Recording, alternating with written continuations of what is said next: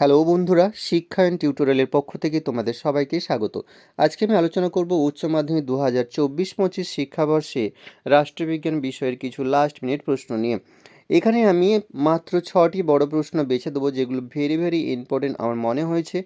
আগের বছরে আমি এরকম 6টি বড় প্রশ্ন বেছে দিয়েছিলাম, যেখানে হুবহু কমন এসেছিল। আশা করি এবছরও সেই রকম হতে পারে। চলো আমরা দেখে নিই প্রশ্নগুলো কি কি আছে। প্রথমে আমি প্রশ্ন দিয়েছি, বিশ্বায়ন কাকে বলে, বিশ্বায়নের প্রকৃতি আলোচনা করো। অথবা দিয়ে আরেকটি প্রশ্ন দিয়েছি, বিশ্বায়নের প্রভাব ও ফলাফল আলোচনা করো। এই দুটো কোশ্চেন আমার কাছে ভেরি ইম্পর্টেন্ট মনে হয়েছে, তাই আমি লাল কালিতে মার্ক করে দিয়েছি।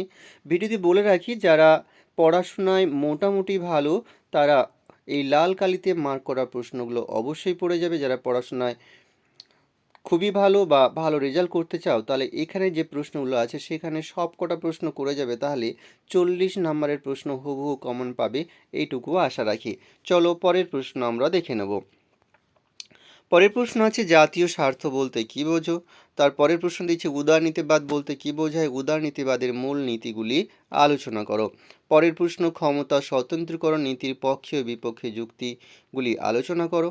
পরের প্রশ্ন দিয়েছে, দ্বিকক্ষ বিশিষ্ট আইনসভার পক্ষে ও বিপক্ষে যুক্তি দাও।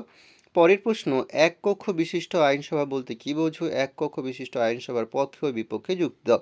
এই যে দুটো প্রশ্ন, দ্বিকক্ষ আর এক কক্ষ, এই দুটো প্রশ্ন এই অধ্যায় থেকে প্রশ্ন বড় প্রশ্ন নাও হতে পারে, কিন্তু যদি কোনো কারণে দেয় এই অধ্যায় থেকে, তাহলে এই দুটো কোশ্চেন ভেরি ইম্পর্টেন্ট আমার মনে হয়েছে, তাই দিয়ে রাখলাম।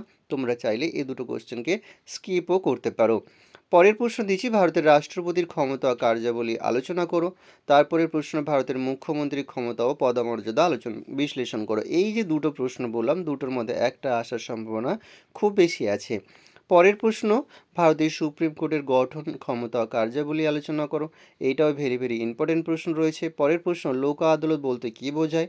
সাধারণ আদালতের সাথে এর পার্থক্য কি রয়েছে?